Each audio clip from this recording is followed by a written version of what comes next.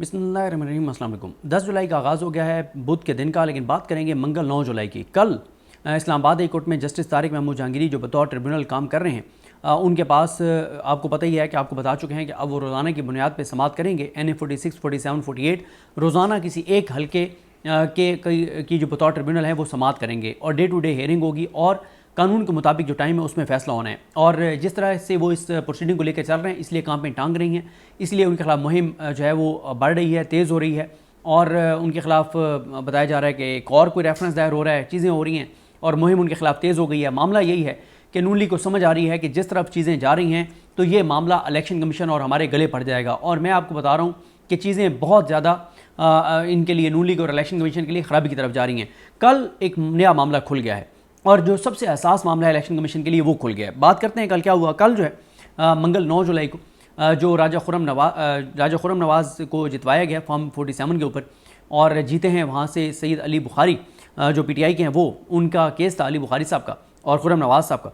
एक तो यह है कि आखिरी मौका दिया गया था कि फॉर्म 45, 46, 47 ये सारा रिकॉर्ड जमा करवाएं, तो बताया गया है कि रिकॉर्ड जमा हमने करवा दिया है, राजा खुर्रम नवाज़ की जानिब से बताया गया है। और उसके बाद जो वकील हैं ROs के, उन्होंने कहा जी देखें हमने तो बयान एल्फी भी साथ दे दिए हैं, गो के बयान एल्फी ज़रूरी नहीं थे।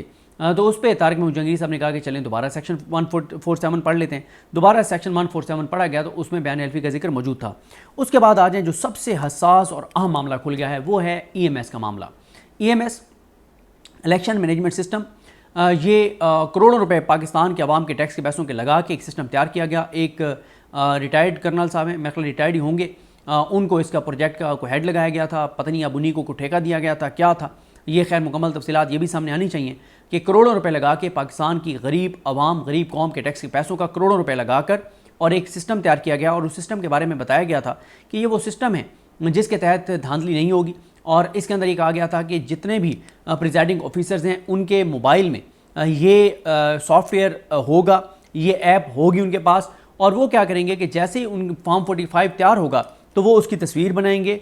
जब वो तस्वीर बनाएंगे तो उस तस्वीर की जब वो तस्वीर बनाएंगे जैसे ही, तो टाइम और लोकेशन उस ऐप के ऊपर आ जाएंगे और वो फॉर्म 45 अपलोड हो जाएगा। और जैसे ही वो फॉर्म 45 अपलोड होगा तो वो डायरेक्ट आ जाएगा इलेक्शन कमीशन के सिस्टम में और जैसे ही तमाम पोलिंग स्टेशनों के ROs वो तस्वीरें बनाएंगे तो वो क्योंकि फौरन वो पहुंच जाएंगे तो विद इन 2 और 3 आवर्स जो है वो इलेक्शन कमीशन रिजल्ट अनाउंस कर देगा। और दूसरा इसमें बताया गया था कि अगर कहीं पे इंटरनेट की कनेक्टिविटी जो है वो स्ट्रॉन्ग नहीं होगी तो तस्वीर ऐप में अपलोड हो जाएगी, बन जाएगी, सेव हो जाएगी। जैसे वो इंटरनेट वाले एरिया में आएंगे तो वो खुद ब खुद सिस्टम जो है उसको आगे इलेक्शन कमीशन को भेज देगा।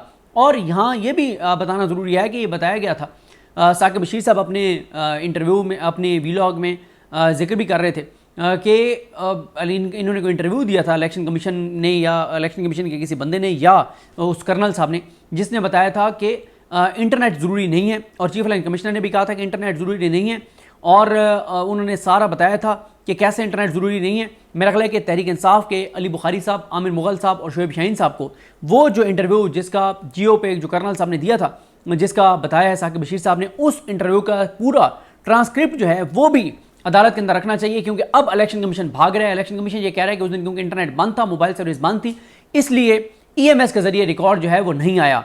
क्योंकि और लेकिन तारिक महमूद जहांगीरी साहब ने उनको कहा कि आप मुतलका सेक्शन पढ़ें। सेक्शन पढ़ाया गया जिसमें लिखा हुआ था कि EMS कैसे काम करेगा। ये सबसे क्रूशल इशू है, ये सबसे हसास मामला है, इसी पे ये सारे फंसेंगे। और इस पे तारिक महमूद जहांगीरी साहब ने बड़ी सख्त ऑब्जर्वेशंस दी हैं और कुछ और भी आगे चीज़ें जाके आपको बताता हूं। लेकिन ये मामला इसलिए इंपॉर्टेंट है कि सारी की सारी धांधली यहीं पे हुई है। EMS के जरिए इनको रिकॉर्ड भेजना था, फॉर्म 45 प्रिजाइडिंग ऑफिसर को भेजने थे, उन्होंने क्योंकि नहीं भेजे, उनसे जस्टिफिकेशन ली जाएगी, उनसे पूछा जाएगा और कानूनी तौर पर वह पाबंद थे। तारिक महमूद जहांगीरी साहब ने कहा है कि कानून में जो चीज़ें लिखी हुई हैं वो हम पूछेंगे प्रिजाइडिंग ऑफिसर से, प्रिजाइडिंग ऑफिसर्स को तलब करेंगे, तलब करके उनसे पूछेंगे। इस पे RO के वकील ने कहा सर वो फिर जो है वो उनको तो मतलब कैसे बुलाएंगे। तो तारिक महमूद और उन्होंने क्योंकि एक और भी मामला पूछा गया था, वो ये था कि वो जो पैकेट उसने बनाए थे जो प्रिजाइडिंग ऑफिसर थे वहाँ, जब वो सारा रिकॉर्ड, वो डाटा, वो सारा रिकॉर्ड और उसको बंद कर रहे थे, उसके ऊपर तमाम उम्मीदवारों के दस्तखत, तमाम उम्मीदवारों के या उनके एजेंट्स के जो हैं वो दस्तखत होने थे। वो कानून में लिखा हुआ है कि अगर दस्तखत नहीं होंगे, कोई दस्तखत नहीं करेगा तो प्रिजाइडिंग ऑफिसर वजह लिखेगा कि फलां ने दस्तखत नहीं किए और क्यों नहीं किए। तो उस पर उन्होंने कहा जी ये मामला तो उन्होंने उठाया नहीं है अपनी इलेक्शन पिटीशन में। तो उस पर तारिक महमूद जहांगीरी साहब ने कहा कि ये इलेक्शन ट्रिब्यूनल है, ये इंक्वायरी ट्रिब्यूनल है, अगर कोई मामला नहीं भी उठाया गया तो हम उसको देखेंगे, हमने देखना है कि कानून के मुताबिक इलेक्शन हुए या नहीं हुए, और अगर कानून पर अमल नहीं हुआ तो जिसने अमल नहीं किया उसके लिए कंसिक्वेंसेज होंगे, और जिस प्रिजाइडिंग ऑफिसर की जरूरत पड़ी हम उसको बुलाएंगे। 261 इस हल्के में 261 प्रिजाइडिंग ऑफिसर्स हैं।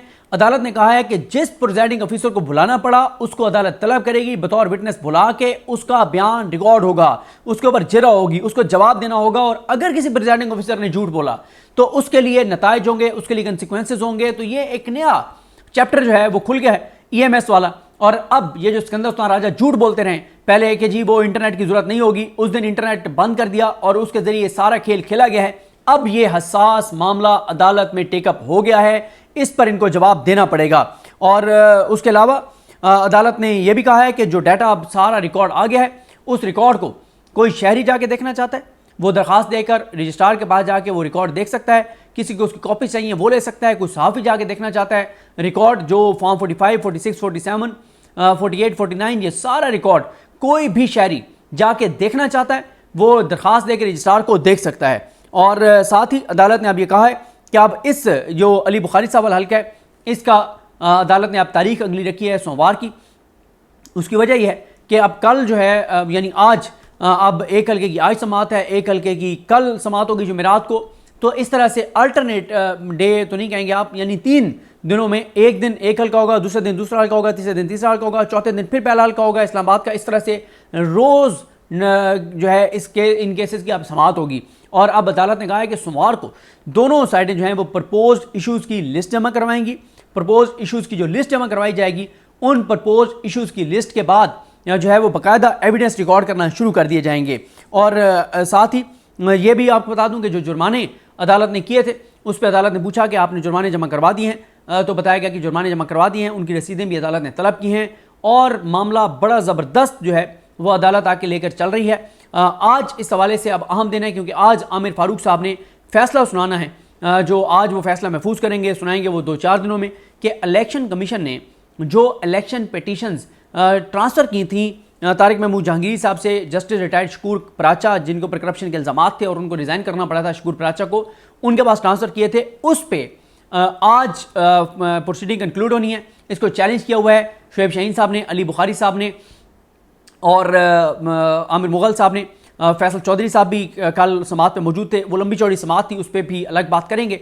लेकिन उसमें आमिर फारूक साहब ने अंजुम अकील साहब को बड़े सख्त रिमार्क्स दिए थे, ऑब्जर्वेशन दी थी और कहा था कि आपको शोकॉज नोटिस जारी करेंगे, कंटेम्प्ट प्रोसीडिंग करेंगे, ये करेंगे वो करेंगे। लेकिन कल वो मामला सारा आमिर फारूक साहब ने तकरीबन ख़त्म कर दिया है और अंजुम अकील साहब के खिलाफ कोई कार्रवाई तो नहीं होगी। लेकिन इस मामले पर आज उम्मीद है कि फैसला महफूज हो जाएगा कि इलेक्शन कमीशन ने जो इलेक्शन पिटीशन ट्रांसफ़र की थी तारिक महमूद जहांगीरी साहब से लेकर और शकूर पराचा साहब को, इलेक्शन कमीशन के इस ऑर्डर को सस्पेंड किया हुआ है आमिर फारूक साहब ने, और उस पर सस्पेंड करके और तारिक महमूद जहांगीरी साहब को अलाउ किया था कि वो काम जारी रखें।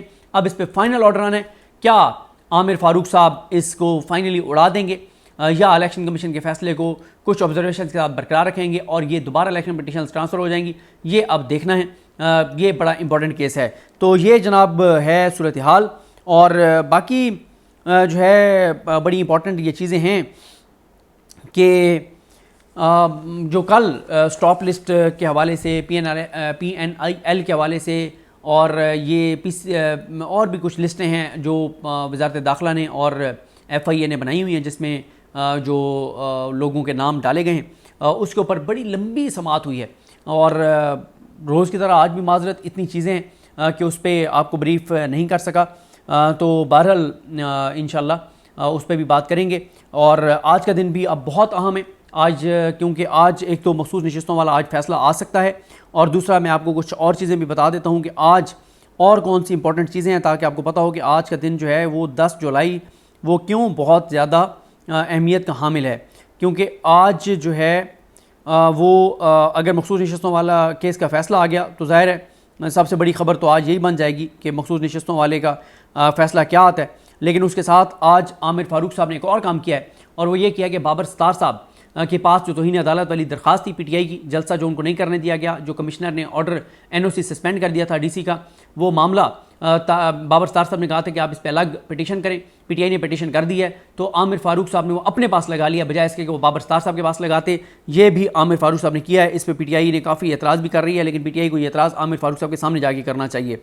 इसके अलावा आज NA-47 जो शोएब शाहीन साहब वाला हल्का है उसकी समाअत है ट्रिब्यूनल में, और आज जो है वो इलेक्शन ट्रिब्यूनल की तब्दीली और इलेक्शन एक्ट ऑर्डिनेंस के खिलाफ केस की समाअत है चीफ जस्टिस आमिर फारूक के पास।